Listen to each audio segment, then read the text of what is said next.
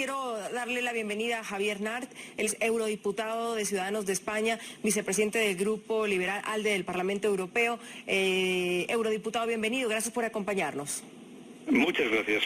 Bueno, ¿de qué se trata este pacto de cooperación bilateral? ¿Hacia dónde lleva esas relaciones? Mire usted, en España hace unos años se presentó una película que tiene un nombre muy definitorio. ¿Por qué le llaman amor si en realidad es sexo? Y esto se puede aplicar a Cuba.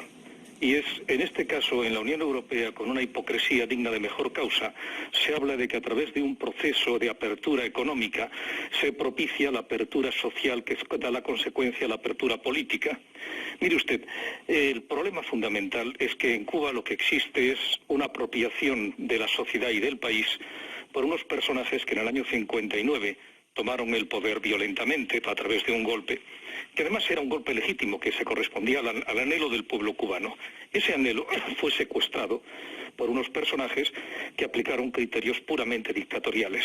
La realidad es que en Cuba no existe voluntad popular, sino voluntad de la oligarquía, que es una oligarquía extraordinariamente eficaz, con un control policíaco férreo, hasta el punto que bueno, es uno de los, yo diría, paradigmas de lo que es la estructura de control de un país por parte de una estructura represiva. Pero hay una cuestión que es mucho o tan importante como ella. Mire, en Cuba la economía, en los factores de producción más importantes, los factores más trascendentes, están controlados por el ejército.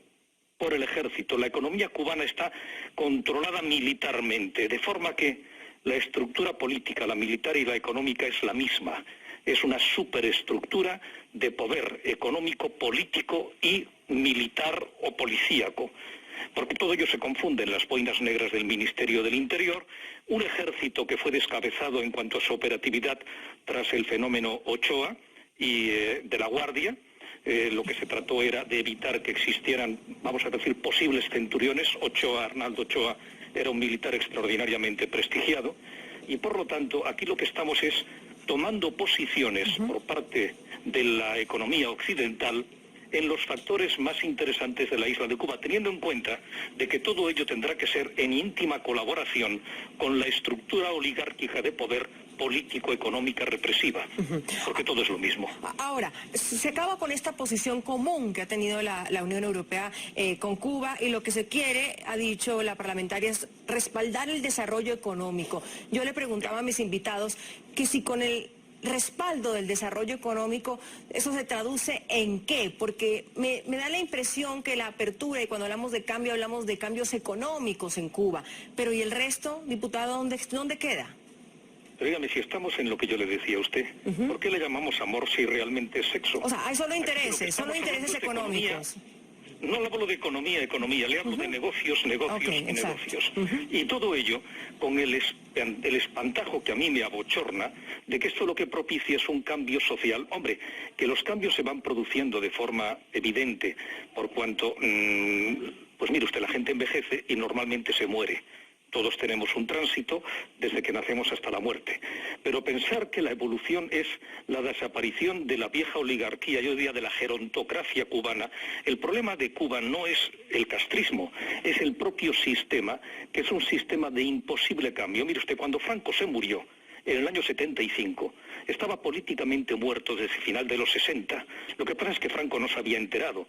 Pero en España había una sociedad que era una clase media que no era controlada económicamente por el sistema franquista. La oligarquía franquista no controlaba económicamente el país. Y por lo tanto, una vez que desaparece el espantajo de Franco, se derrumba toda la podredumbre del franquismo porque no había una estructura represiva político-económica conjugada en un solo factor.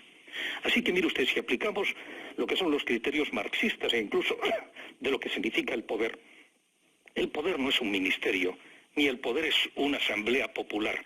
El poder es la estructura que controla un país férreamente a través de la economía, de la superestructura política y de la estructura represiva.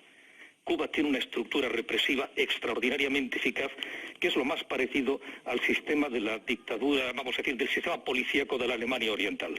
Javier Nart, eurodiputado de Ciudadanos desde España, nos acompañaba. Muchas gracias, eurodiputado, por su tiempo aquí en NTN 24. Muy amable. Y que viva Cuba.